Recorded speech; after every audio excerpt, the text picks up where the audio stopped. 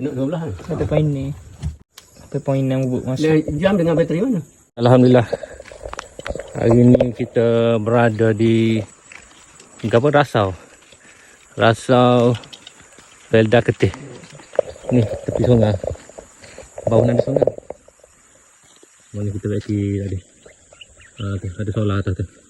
Ni kita nak pergi setempat lagi. Dia pakai sistem off grid. Sana ke atap biru tu. Tu. Jom. Nak 12 kan? Satu poin ni. Coba ni. Kalau ada sepanang kita boleh. Tak cukup. Satu poin yang masuk. Dia tak masuk cah. Tak secah. Okey, jadi tak masuk cah. Ni sistem 12 volt. Positif masuk positif. Dia punya tak ada orang bunyi. Okey. Bukannya tarik dia buat komputer tu. Oh, injek baru masuk bateri tu. Penuh.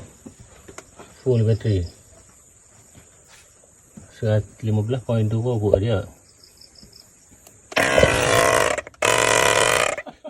Dia. Dia komputer tu automatik cala lu. Ataupun kita guna helak ke boleh. Kita campur. Tapi sistem 12 volt dah boleh kan? 12 je. Kalau 14 tak boleh ha? 24 tak boleh tak?